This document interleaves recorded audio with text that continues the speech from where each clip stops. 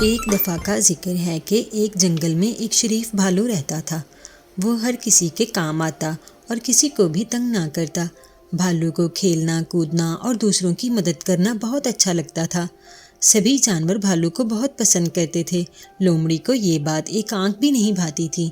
لومڑی وقتاً فوقتاً شیر سے بھالو کی شکایت لگاتی رہتی۔ لومڑی جو بھی چالاکی کرتی، بھالو اپنی مہربان فطرت سے اسے ناکام بنا دیتا۔ ایک دن ایسا ہوا کہ لومڑی نے ایک مادہ خرگوش کو قید کر لیا۔ اس نے سوچا کہ ابھی نہیں اس کا شکار کرتی، رات میں جب سب جانور آرام کر رہے ہوں گے تو اس خرگوش کو کھاؤں گی اور پھر اس کے بچوں کو ایک ایک کر کے کھا جاؤں گی۔ کہتے ہیں کہ جنگل میں اگر بادشاہ شیر اچھا ہو تو جنگل کے بھی کچھ قانون ہوتے ہیں۔ شیر چونکہ ایک مہربان بادشاہ تھا، اس لیے اس نے ایسے جانوروں کے شکار پر پابندی لگا رکھی تھی جن کے چھوٹے چھوٹے بچے ہوں۔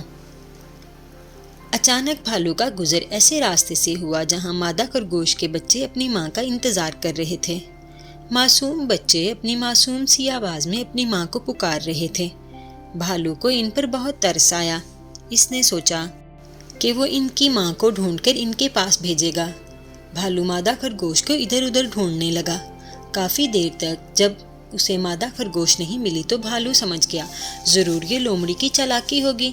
وہ دعا مانگنے لگا کہ کہیں لومڑی نے مادہ خرگوش کو کھا نہ لیا ہو۔ بھالو اپنی تمام تر طاقت استعمال کرتے ہوئے لومڑی کو تلاش کرنے نکل کھڑا ہوا۔ اسے اندازہ تھا کہ لومڑی چالاکی کرے گی اور ابھی اس کا شکار نہیں کرے گی، رات ہونے کا انتظار کر رہی ہوگی۔ ڈھونڈتے ڈھونڈتے آخرکار بھالو کو لومڑی مل گئی۔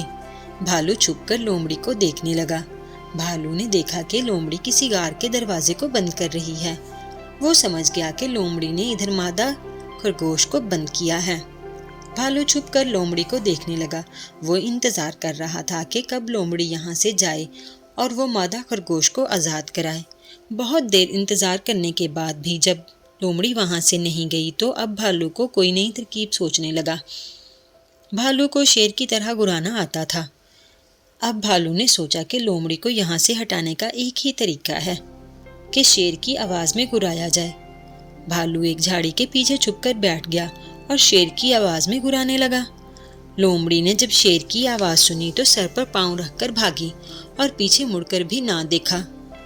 بھالو جلدی سے آگے بڑھا اور اس نے غار کا دروازہ کھول دیا۔ مادہ خرگوش نے بھالو کا شکریہ ادا کیا اور آئندہ ہمیشہ بھالو کے ساتھ بھلائی کرنے کا وعدہ کیا۔ بھالو بولا، بہن خرگوش جلدی جاؤ، آپ کے بچے بھوکے ہیں۔ مادہ خرگوش اپنے بچوں کے پاس جانے کے لیے تیزی سے روانہ ہوئی۔ لومڑی جو کہ ڈر کر بھاگی تھی بہت دور جا کر رکی۔ اس نے ادھر ادھر دیکھا تو اس کو مادہ خرگوش آتی ہوئی نظر آئی۔ اب وہ سمجھ گئی کہ یہ سب بھالو کی کارستانی ہے۔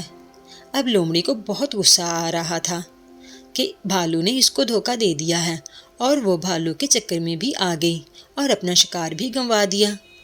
جب وہ غصے سے پیچھے کو مڑی تو اس کو اندازہ ہی نہیں ہوا کہ پیچھے ایک بہت بڑا کنواں تھا اور لومڑی کنویں میں گر گئی اور ہمیشہ کے لیے مر گئی۔